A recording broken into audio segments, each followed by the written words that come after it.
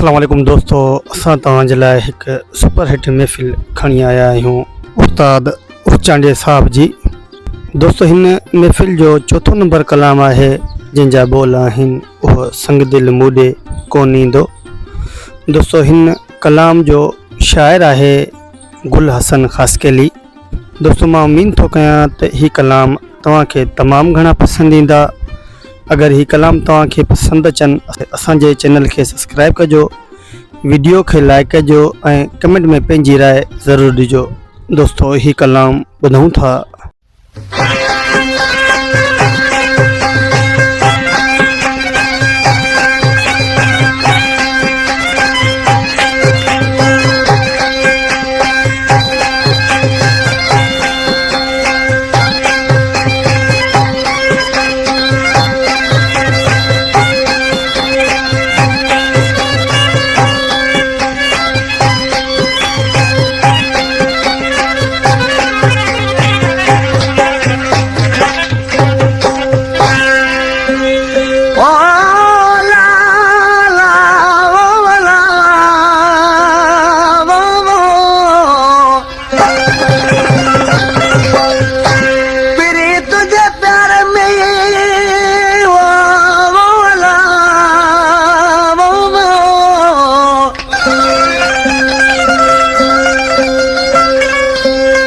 तुझे प्यार में ती पावर रो तकरेक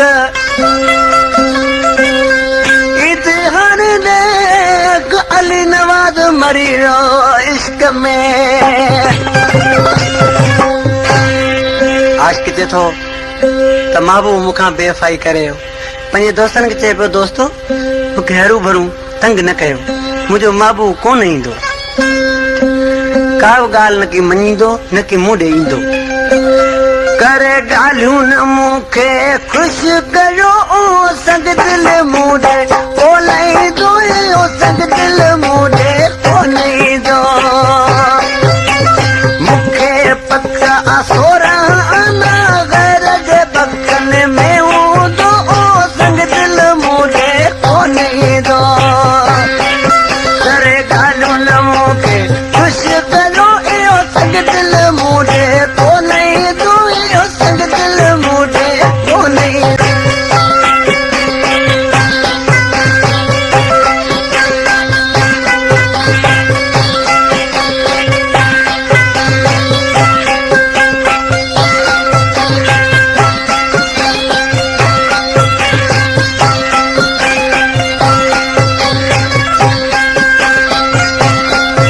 पेशकश सिंधी म्यूजिक स्टेशन।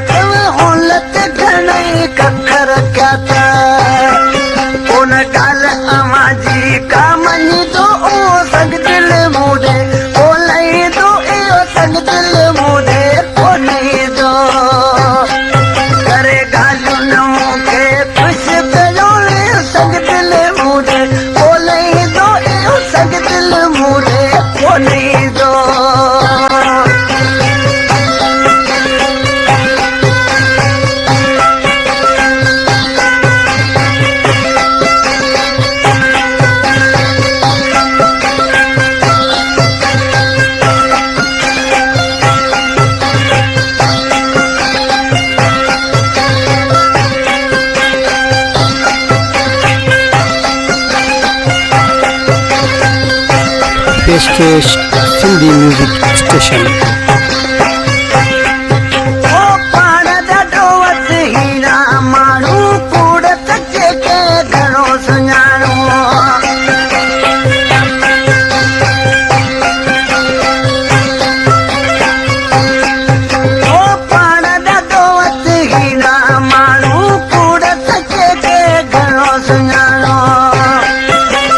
कोन कदे मूं सां तो इहो संग दिल मूं ॾे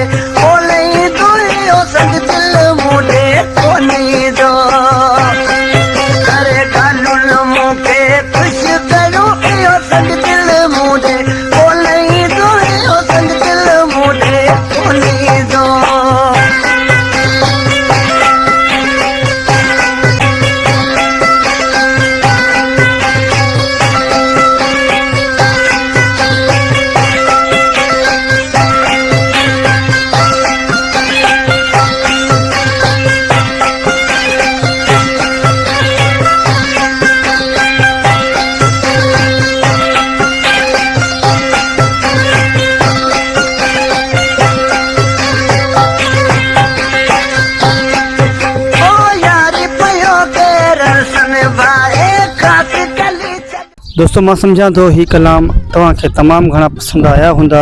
अगरि ही कलाम तव्हांखे पसंदि अचनि त असांजे चैनल खे सब्सक्राइब कजो, वीडियो खे लाइक कजो ऐं कमेंट में पंहिंजी राय ॾिजो।